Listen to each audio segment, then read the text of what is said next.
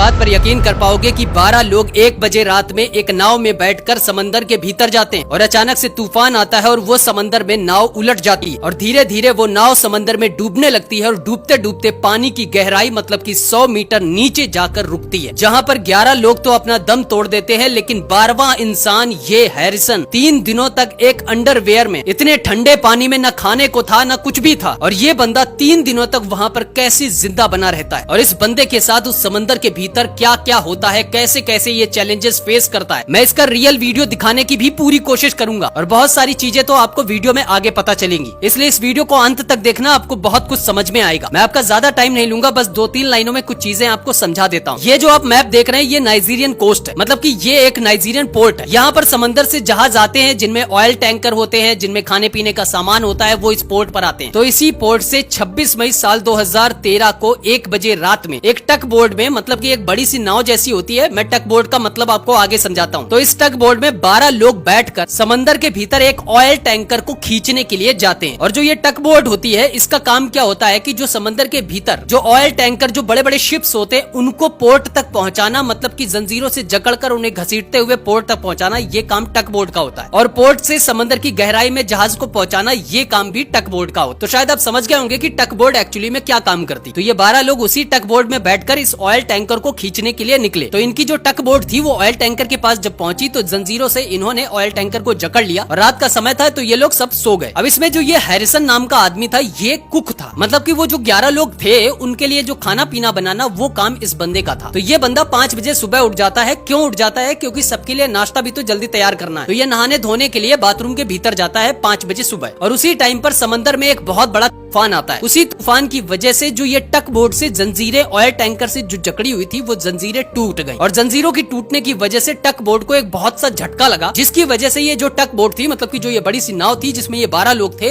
ये उलट गई। अब इसमें धीरे धीरे पानी भरने लगा और 1 से करीबन 3 मिनट तक लगे इसे डूबने में, मतलब पूरी तरीके से नीचे पहुंचने में। और ये टक बोर्ड समंदर के बिल्कुल निचले हिस्से, मतलब कि 100 मीटर नीचे जाकर धंस गई जाके। अब एक चीज बताना भूल गया कि जब ये नाव उल्टी थी उसी टाइम पर इस नाव की जो शॉर्ट सर्किट थी, जो बिजली सप्लाई थी, वो सब खराब हो चुकी थी। तो इसमें पूरी तरह से अंधेरा हो चुका था। अब ये बंदा तो बाथरूम में था, तो जैसे तैसे तो इसने बाथरूम का दरवाजा खोला तो पानी का बहाव इतना तेज था कि ये बंदा सीधा वहां से निकल के सामने एक कोई बाथरूम होगा वहां जाकर फंस गया। अब ये हैरिसन जो बंदा था वहां से ये निकलना चाह रहा था, ये एग्जिट गेट ढूंढ रहा था, लेकिन अब पूरे टक बोर्ड में अंधेरा था तो ढूंढना बहुत मुश्किल था। तो मैं आपको बहुत कम समय में बताता हूँ, वीडियो ज्यादा लंबा नहीं करूंगा। अब ये हैरिसन नाम का आदमी जैसे तैसे एग्जिट दरवाजे पर पहुंचता है तो देखता है 2 लोग पहले से ही उस दरवाजे को खोलने की कोशिश कर रहे हैं और वो दरवाजा खुल नहीं रहा। इस वजह से हैरिसन वहां से आगे बढ़ जाता है कि आगे कुछ और दरवाजे हैं तो उन पे ट्राई करूंगा जाके। लेकिन जब वो उन दरवाजों तक पहुंचता है तो वहां ज्यादा देर रुक नहीं पाता है, क्योंकि ऑलरेडी वहां पे पूरी तरह से पानी भरा हुआ, तो ये ज्यादा देर तक वहां टिक नहीं सकता था। इस वजह से ये वहां से वापस लौट आता है और ऐसे ही ये टक बोर्ड में इधर उधर भटकता रहता है, मतलब कि बाहर निकलने की जितने भी प्रयास, जितनी भी कोशिशें थी, ये सब कुछ करता है, पर ये बंदा उससे बाहर नहीं निकल पाता है। और एक बात आपको बताना भूल गया कि इस पूरी टक बोर्ड में एक ऐसा चेंबर होता है जहाँ पर ऑक्सीजन की सप्लाई ऐसी होती है कि मतलब 72 घंटे तक वहाँ पर ऑक्सीजन बनी रहेगी। तो ये उसी चेंबर में चला जाता है। अब ये भूख की वजह से हिम्मत भी टूट रही थी और इससे अब रहा नहीं जा रहा था, तो इसने पहले सोचा कि यार कुछ ढूंढ के लाते हैं, शायद कुछ खाने को मिल जाए। तो ये फिर से पानी में इधर उधर भटकता है, जाता है, तब इसे जाकर एक बैग मिल जाता है। अच्छा, उस बैग में कुछ खाने का सामान तो नहीं मिला, लेकिन 2 कोको कोला की कैन मिल गई, मतलब कि 2 बोतल मिल गई। तो उन्हीं कोको कोला को पी लिया तो थोड़ी बहुत इसको एनर्जी वगैरह मिल गई। 3 दिन ये बंदा उसी चेंबर में बिता देता है। 3 दिन बाद इसे कुछ आवाजें आती हैं, कुछ रोशनी आती है, तो इसे लगता है शायद कोई आसपास है। तो ये बंदा जोर जोर से आवाजें लगाता है पर इसकी आवाज कोई नहीं सुनता है। तब ये दीवारें पीटना शुरू करता है, तब जाकर